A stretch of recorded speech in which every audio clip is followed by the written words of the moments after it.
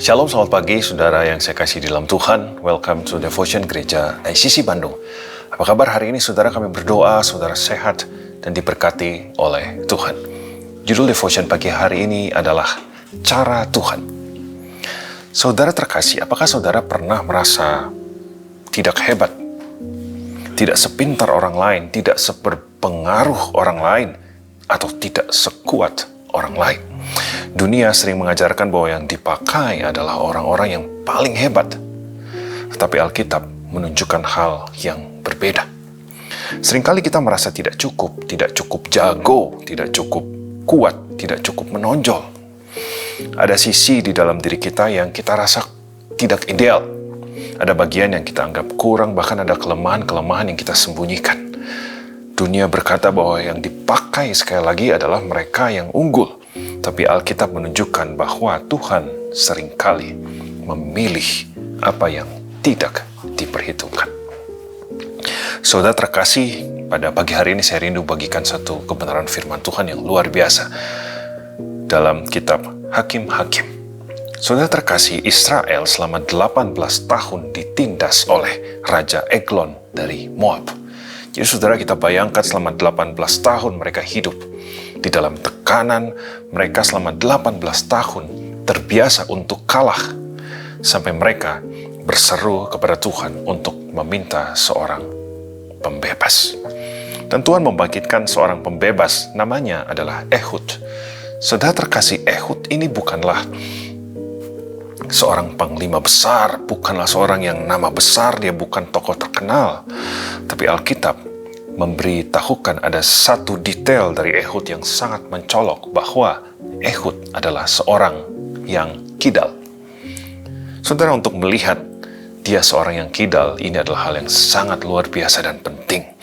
Mengapa itu penting? Karena justru dari situlah Tuhan bekerja dengan ajaib. Dari kisah Ehud kita melihat ada dua cara Tuhan bekerja atas orang-orang yang tidak diperhitungkan. Poin yang pertama adalah lemah menjadi kuat. Saudara terkasih, Alkitab mencatat Ehud adalah seorang yang kidal, ada di dalam Hakim-Hakim 3 ayat yang ke-15. Pada zaman itu, tangan kanan adalah simbol kekuatan. Tangan kanan ada simbol kehormatan dan otoritas. Tangan kanan itu dipakai untuk bersumpah, dipakai untuk peperangan, untuk berperang, dan tangan kanan itu adalah lambang dari kuasa. Sebaliknya, tangan kiri itu tidak lazim, tidak dominan, dan kurang ideal. Tapi seorang yang kidal bukannya dihina atau dibuang, saudara. Hanya satu yang jelas, bahwa tangan kidal itu adalah hal yang tidak biasa. Bahkan secara militer, semua prajurit perang dilatih untuk berperang dengan tangan kanan, bukan tangan kiri, saudara. Dan pengawal kerajaan sudah sangat terbiasa untuk memeriksa tamu yang masuk ke dalam wilayah kerajaan. Mereka akan memeriksa sisi kiri dari tubuh, karena pedang biasanya tergantung di paha sebelah kiri, saudara, dan dihunus dengan tangan kanan. Inilah yang menjadi bagian yang sangat menarik. Ehud sebagai seorang yang kidal membuat satu strategi justru sebaliknya. Karena dia seorang yang kidal, dia mulai dengan membuat sebuah pedang bermata dua sepanjang satu hasta, kurang lebih 45 cm, dan mengikatnya di paha kanan. Saudara, perlu kita pahami bahwa pedang bermata dua pada waktu itu bukanlah sesuatu yang aneh, bukanlah sesuatu yang baru di dalam dunia peperangan. Jenis pedang bermata dua itu memang dikenal, tetapi pedang bermata dua yang dikenal memiliki panjang 90 cm. Namun Ehud membuat sebuah pedang bermata dua setengahnya, yaitu 45 cm. Untuk apa? Pedang sependek itu dirancang untuk disembunyikan, bukan untuk sebuah perang yang terbuka, melainkan untuk sebuah misi penyusupan, saudara. Ini penting, saudara, balik lagi bahwa Ehud adalah seorang yang kidal. Jadi dia bisa menghunus dari sisi yang tidak dicurigai. Karena itu tidak lazim, itu tidak dilakukan oleh kebanyakan orang. Dan sayangnya, para pengawal tidak memeriksa sisi kanan dari Ehud. Dan ketika Ehud mendapat kesempatan, Ehud datang kepada Raja Eglon pada waktu itu. Ehud datang dan memberitahukan, "Aku mempunyai pesan rahasia untuk tuanku." Dan Raja menyuruh semua pegawainya keluar. Ehud mendekat seolah membawa sebuah pesan ilahi yang dipercaya oleh Raja Eglon yang selama bertahun-tahun menjajah bangsa Israel. Saudara tahu, lalu dengan tangan kidalnya, dengan tangan kirinya, dengan cepat, Ehud mencabut pedang 45 cm bermata dua dari paha kanannya dan menikam Raja Eglon. Begitu cepat dan tidak terduga, karena ini tidak terprediksi oleh Raja Eglon. Saudara sekalian, tindakan dari Ehud ini bukanlah sebuah hal yang sembrono, tapi ini adalah sebuah strategi yang matang. Ini adalah sebuah keberanian yang terukur. Ini adalah datang dari hal yang dia mengerti ini tidak lazim. Tapi Tuhan pakai itu untuk mengalahkan raja yang bertahun-tahun tidak bisa dikalahkan oleh bangsa Israel. Tapi justru dikalahkan oleh Ehud karena hal yang dianggap tidak ideal oleh orang lain. Saudara terkasih, apa yang dianggap tidak biasa ternyata ini bisa menjadi strategi ilahi. Apa yang terlihat sederhana ini bisa menjadi alat kemenangan di tangan Tuhan. Dan itulah cara Tuhan, apa yang dianggap kurang, Tuhan bisa pakai untuk satu hal yang luar biasa. Saudara sekalian, di Alkitab juga kita tahu bahwa Daud, gembala muda, tidak diperhitungkan.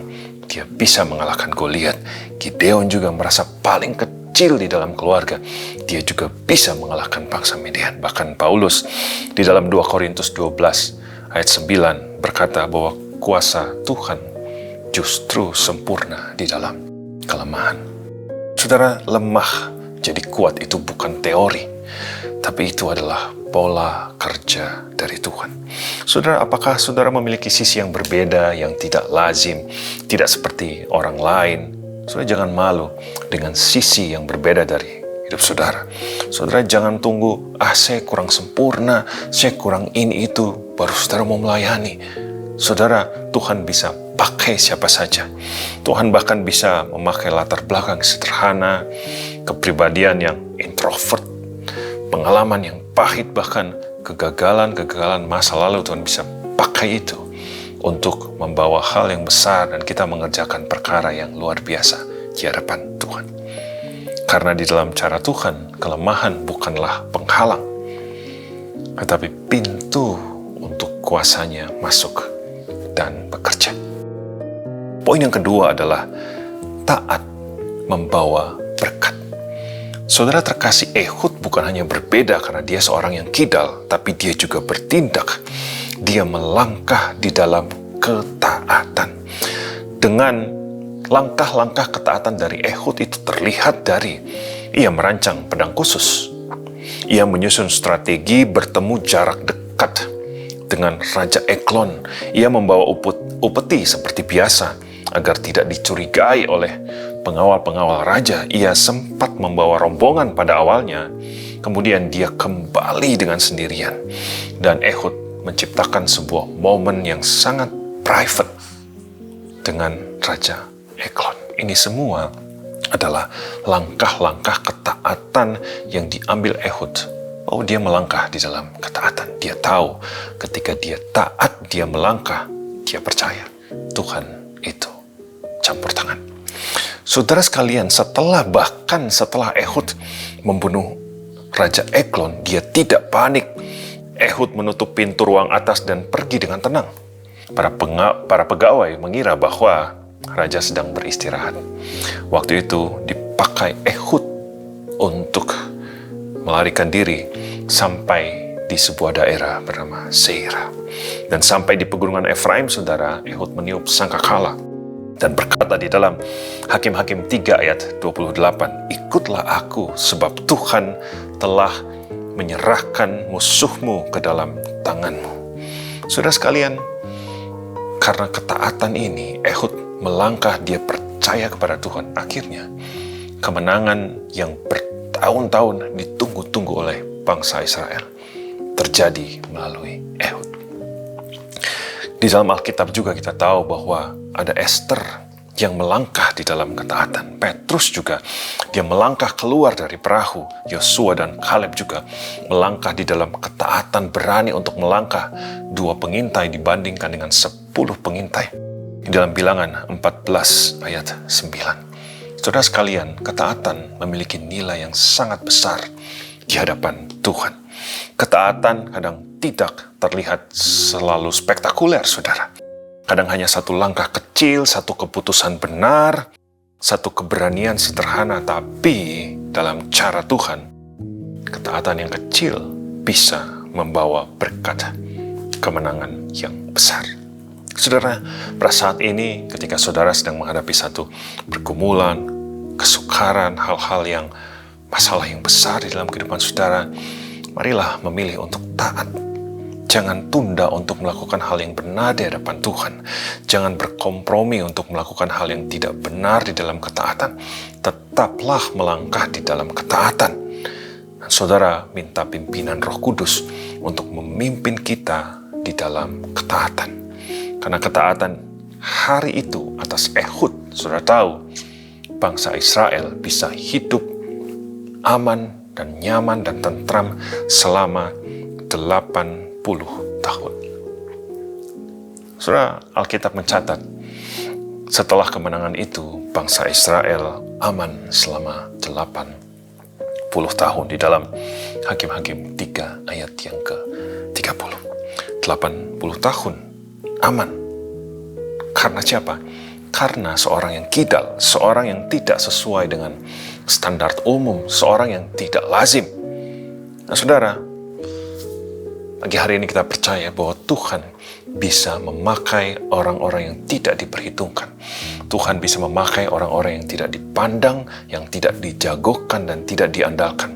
Ketika Tuhan pakai orang yang tidak diperhitungkan, itu bisa menjadi perkara yang besar dan luar biasa. Saudara, jangan pernah kita menganggap remeh diri sendiri.